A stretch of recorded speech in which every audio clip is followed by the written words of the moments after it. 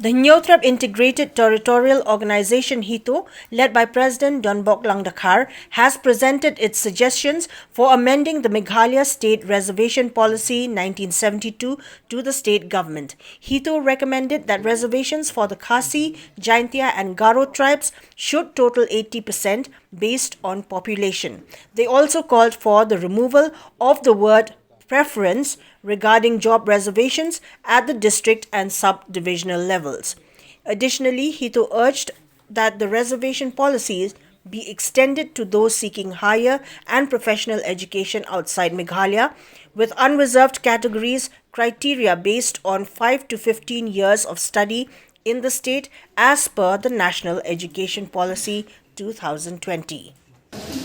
Sesian ni nagalian jongka itu ngilawan sini ke sekretariat kani kapang jongka reservation kamdai syuk batmai ini dengi la ya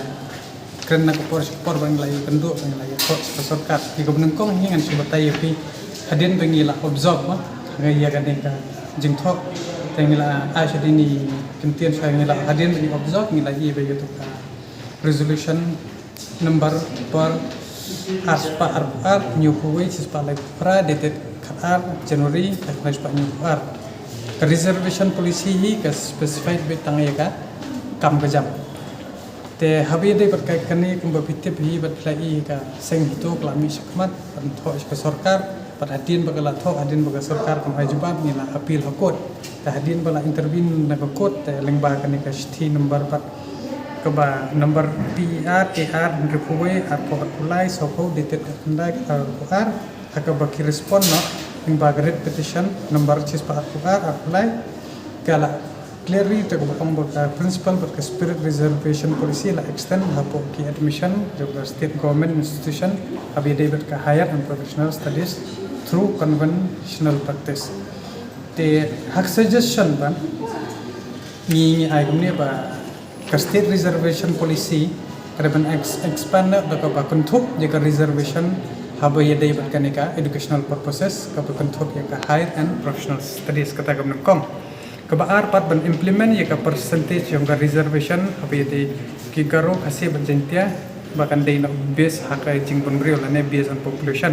kata ka total percentage ka ba percent ki khasi jentia bat garo ka balai hapo gini ki district pat ki subdivisional level ka ba combine ka ba percentage ka ba kani ka reservation ya khasi jentia garo ka dai proportion te kani contain preference ka dai ban nagalang gujungi yang I suggestion pa kani ka preference ka dai ban pendam lane ini contain preference ka dai ban nduk no permanently khnang ba baro khat kini ki khasi jentia garo kin yo lat ban thep hang kam hapo ka district ki jongki namar baling I suggestion gumni namar hilai hi kani ka jingkor du kam kor du ja telada soal bitang spesifik ya gitu lokal komon hakajing semua kujungi kamlong ko ha tekat kum kajok ko ba ong ban kelai kita reservation nagaleng kujungi ya katangi ai ka suggestion but habi dei pat bat kaneka 10% ya kini ki unreserved general category ki dei ban haben don ye kini ki artli criteria ko ba status studies in the state of Meghalaya for maximum of 5 years from the Anganwadi or preschool secondary level totaling 15 years as per the NEP, katakan National Education Policy atau